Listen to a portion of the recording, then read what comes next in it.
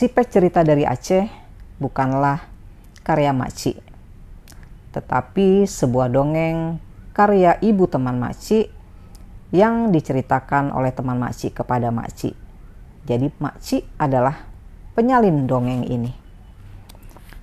Goglasi kemudian duduk di atas sebuah guci terbesar yang di dalamnya bersembunyi Pet dan ibunya. Pet langsung menggunting kemaluan Goglasi dengan kacip. Goglasi langsung terlompat, menjerit-jerit, lari tunggang langgang, disertai anak dan istrinya yang bingung dan panik melihat kemaluan ayah dan suami mereka sudah terpotong. Mereka lari menjauhi rumah itu dan tak pernah kembali lagi. Ibu dan anak ini menyambut penduduk desa yang datang dengan riang gembira. Mereka mengajak orang-orang desa kembali ke situ karena raksasa yang jahat sudah tak akan berani kembali lagi. Penduduk desa yang mengungsi berduyun-duyun kembali ke desa mereka, memulai hidup lagi di situ, membuka kebun. Desa berkembang pesat dan makmur. Pet diangkat menjadi ratu di kemudian hari.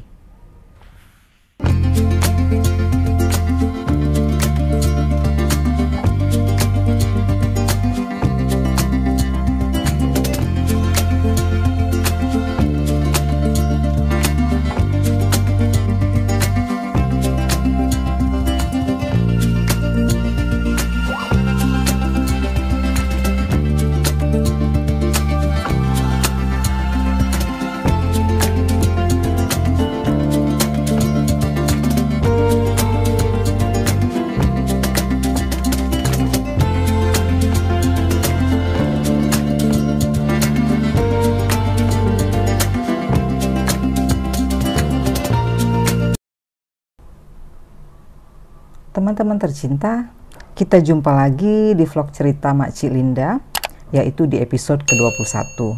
Makci akan membaca cerita Makci yang berjudul Ular Suci Amanuban. Cerita Makci ini dimuat di Kumparan Plus, situs premium kumparan.com 2 tahun lalu. Bagi kalian yang ingin membaca teksnya, silakan mengklik tautan situs Kumparan Plus pada deskripsi video ini. Karena cukup panjang, pembacaan cerita ini Makci bagi dalam 2 episode, yaitu episode ke-21 yang akan Makci bacakan sekarang dan episode ke-22 yang akan Makci bacakan minggu depan. Makci langsung saja membacakannya ya. Ular Suci Amanuban.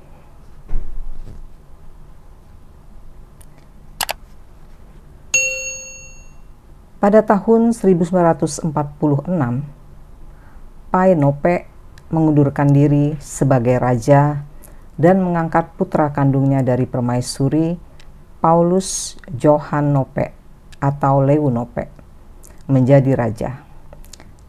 Meskipun tidak memerintah lagi, ia tetap dihormati sebagai bapak raja dan dirindukan. Putranya pun dicintai rakyat. Peristiwa yang dikisahkan Eva ini terjadi di masa pemerintahan Lewu Nope. Eva diajak kakeknya bertemu Pai Nope yang sudah pensiun dari tugas-tugas pemerintahan dan hari itu tampak senang menerima mereka. Kakek Eva adalah seorang Meo atau panglima perang kerajaan.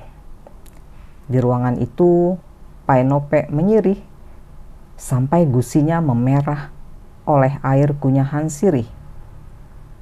Tak berapa lama, ia menyeka sedikit air sirih di sela bibirnya dengan jarinya, lalu jari yang sama memulas bercak air sirih tersebut pada bibir Eva kecil yang berdiri di dekatnya.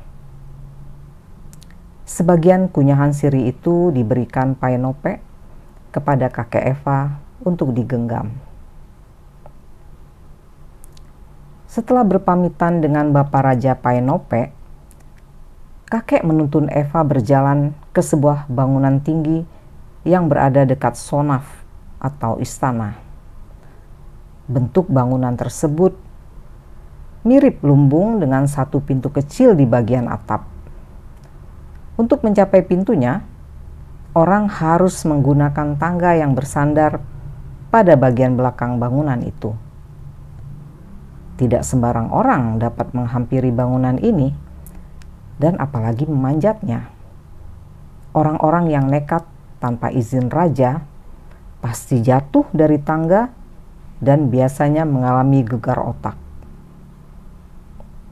Eva digendong kakek naik tangga hingga mereka mencapai pintu yang terbuka, dan tidak sulit bagi kakek menggendong cucunya karena tubuh Eva begitu ringan. Ia kecil dan kurus. Ketersediaan makanan di rumah tiap keluarga amat terbatas di masa itu, sehingga banyak anak mengalami kurang gizi. Eva nyaris kurang gizi. Tiba di ambang pintu, Eva tercekat melihat seekor ular besar tengah meringkuk di bawah sana. Begitu mengetahui ada yang datang, ular langsung menjulurkan badannya sampai kepalanya benar-benar berhadapan dengan Eva dan kakeknya. Lidah Eva terasa keluh. Rasa dingin seketika menjalar di sekujur tubuhnya. Kepala ular itu memiliki sepasang jambul. Permukaan wajahnya dipenuhi tonjolan mirip pipi-pipi bebek serati. Ular tiba-tiba membuka mulut lebar-lebar. Kakek segera melempar serpian sirih bekas kunyahan Painope ke mulut ular yang menganga. Ular pun menjauh dari pintu sesudah memperoleh santapan istimewa itu. Perlahan-lahan, dengan tenang, kakek menuruni tangga sambil menggendong Eva. Sampai kaki-kaki mereka menyentuh tanah, lidah Eva masih keluh. Kakek mengusap-usap kepala Eva, lalu menuntun cucunya menjauh dari lumbung ular. Eva tidak menceritakan peristiwa itu kepada teman-teman sepermainannya. Ia juga tidak menceritakan apa yang disaksikannya pada hari tersebut kepada kedua orang tuanya. Namun, dalam keluarga besar Eva, kisah-kisah ajaib yang menyelimuti kerajaan merupakan hal biasa.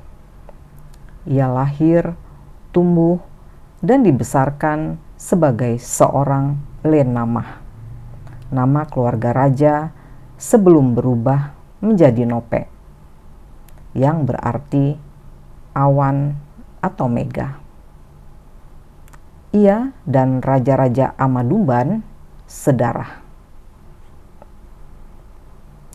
3 tahun setelah menjadi Raja Amanoban ke-15, Leonope mengundurkan diri pada tahun 1949 karena sakit.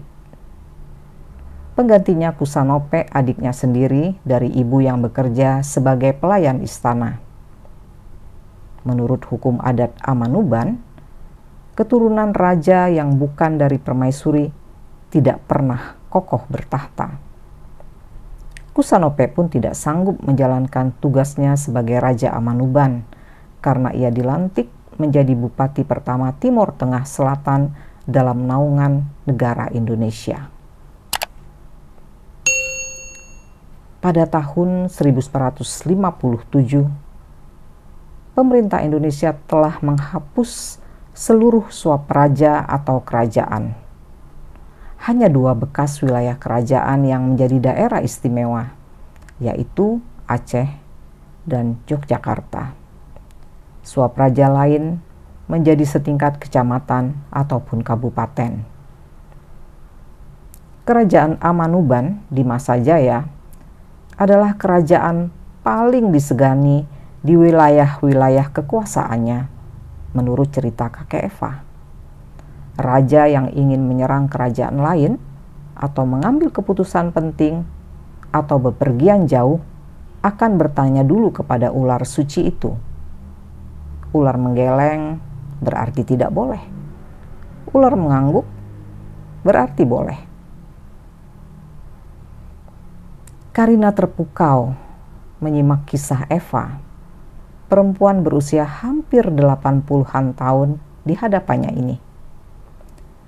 ia semakin yakin hewan turut membentuk peradaban manusia.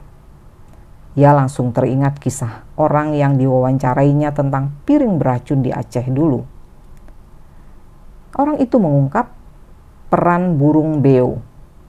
Sebagian orang Aceh katanya percaya kepada Tuhan dan juga percaya kepada burung beo. Untuk meneropong nasib, mereka menemui dukun pemelihara beo dan menunggu kata-kata keluar dari paruh beo itu sebagai petunjuk. Tidak jarang dukun meminta yang bersangkutan pulang dan kembali beberapa hari lagi dengan alasan beo belum dapat menyuarakan petunjuk apapun. Tujuannya tentu membuat beo semakin dipercaya dan terkesan tidak sembarangan bersabda. Suatu hari, seekor beo tersohor yang telah memberi petunjuk kepada banyak pemujanya terbang ke alam baka karena sakit diare. Kematiannya membuat semangat orang-orang yang bergantung kepadanya ikut terbang.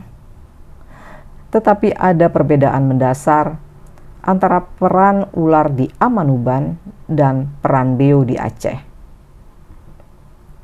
Ular tinggal bersama raja dan menjadi penjaga keselamatan negara, sedangkan beo dipelihara dukun dan menjadi ahli nujum bagi siapa saja tanpa memandang suku, ras, agama, dan golongan penggemarnya. Setahun setelah Leonope mengundurkan diri jadi raja dan digantikan Kusanope, ular koko suci dipindahkan dari bangunan dekat Sonaf di Niki-Niki, ibu kota kerajaan Amanuban. Eva turut menyaksikan pemindahan ular itu. Suatu malam, ia diajak kakeknya pergi ke lumbung ular. Eva melihat serombongan orang menggotong ular tersebut ke dalam truk. Kakek turut mengawasi mereka bekerja. Ular kerajaan akan dibawa ke kampung Eloabi. Berdasarkan penelitian para arkeolog, Eloabi adalah satu dari 12 pelabuhan penting dan daerah penghasil cendana di pantai selatan Pulau Timor. Sebagian orang mengaitkan pemindahan ular dengan transisi politik di Indonesia pasca kemerdekaan dan beredarnya desas-desus penghapusan suap raja atau kerajaan. Sebagian orang Timor juga mulai memeluk agama baru.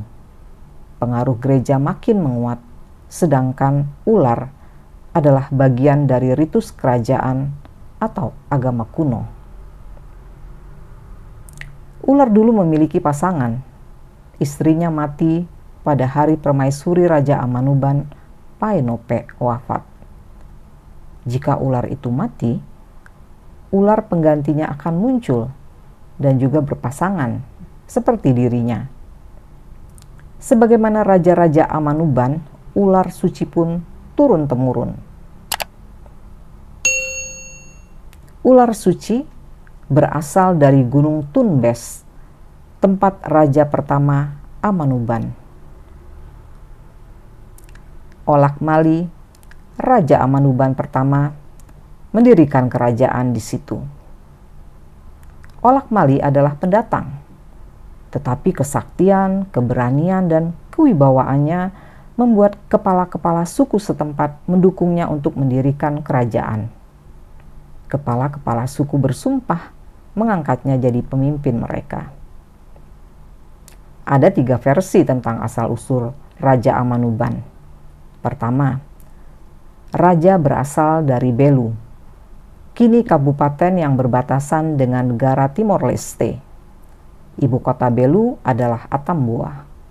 Kedua, raja berasal dari Pulau Rote dan ia terbang ke wilayah yang kelak dikenal sebagai Amanuban. Ketiga, raja berasal dari Gunung Mutis yang berada di Kabupaten Timor Tengah Utara dan dikenal sebagai gunung paling tinggi di daerah Timor Indonesia. Ia turun dari langit. Pada tahun 1959, Paenope dan putranya Leonope wafat. Sejak itu tidak seorang pun pernah mendengar kabar tentang ular tersebut.